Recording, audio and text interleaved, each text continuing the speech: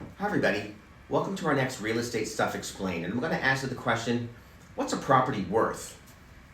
Well, it's kind of a loaded question because there's seldom an exact number you can pinpoint before the property sells. The stock answer's always been, well, it's worth what someone's willing to pay for it. Now, this is true, but how does a buyer or a seller come up with a number?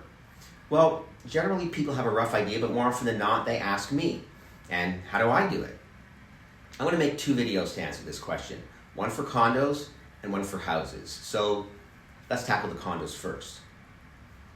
In an ideal world, say you live in unit 1002 for example, hopefully unit 902 below or 1102 above sold last week and it's in the same condition.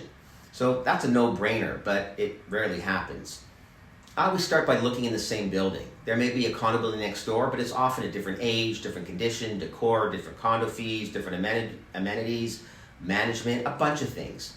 I always say a condo complex is like an island unto itself. Unless if it's a tiny boutique-y building, there's always going to be something comparable. I then match the attributes to the subject, such as bedrooms, bathrooms, floor height, view, exposure, conditions, renovations, and the like, and I make adjustments for them. Now, I left out square footage purposely because I want to stress something. Yes, size does matter, but while it's an obvious consideration and does factor in, not every 700 square foot condo is the same. Price per square foot can give you a ballpark idea, but don't get married to it. Now, there's all the previous factors I mentioned, but configuration is important too. What if there's a super long hallway of wasted space when you walk in? Maybe the rooms are awkward. Some condos have a 7x6 room without a window that they call a den, and it counts in the square footage, but the living area is small, and there's nowhere to put a TV. Now, the second last thing I'll mention is a time factor.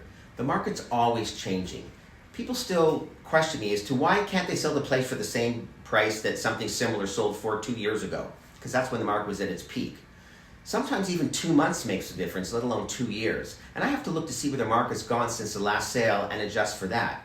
I literally pick through all the recent sold data and I figure out the time adjustment number.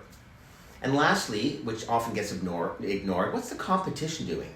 Maybe something is sold, but are there 5 properties for sale or are there 1 property for sale? And that's going to really impact what your place sells for. And these are just a number of things to consider when calculating the value of a condo. Now, I want to stress that the value of real estate is a range. People are different and they have different wants, needs, and likes. A buyer may pay more for an oak kitchen, but someone else thinks, I'm going to have to take this thing out. It's going to cost me $25,000 to replace it. So I may say your condo is worth anywhere between $730,000 and $770,000, and $750,000 is the number. So you can see that it's really not easy, and experience counts.